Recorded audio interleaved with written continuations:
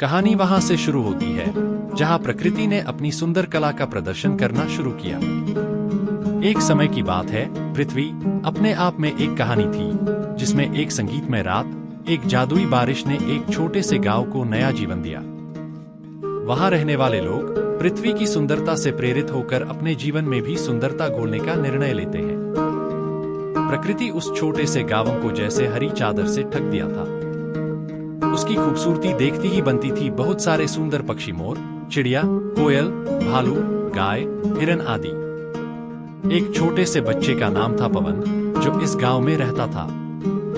उसकी माता ने उसे हमेशा सिखाया कि प्रकृति माँ सभी रूपों में हमें अपनी सुंदरता दिखाती है और हमें उसकी सुरक्षा का कर्तव्य का पालन करना चाहिए। हमें अपने आसपास के वातावरण को स्वच्छ और हरा भरा रखना चाहिए। एक दिन पवन ने गांव के आदर्श उदाहरणों को ध्यान से देखा और उनकी कहानी सुनी। उसे यहाँ के लोगों का साहस और उनकी प्रकृति से मिली सीखों ने बहुत भाया।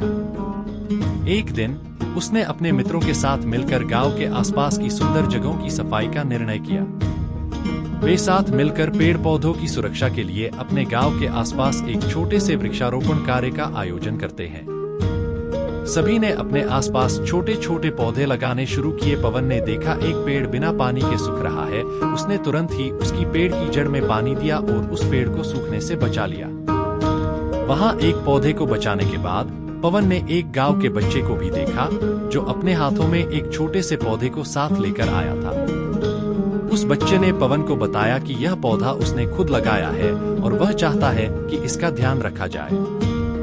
इसके बाद गांव वाले ने इस प्रयास को एक सामूहिक उत्साह और सहयोग का स्तर दिया और इसके परिणामस्वरूप गांव का वातावरण हुआ और भी सुंदर और प्रफुल्लित हुआ। इस कहानी से हमें यह सीखने को मिलता है कि हम सभी को अपने पर्यावरण की देखभाल करना है और हमें अपनी पृथ्वी की सुंदरता के प्रति कृतज्ञ रहना चाहिए।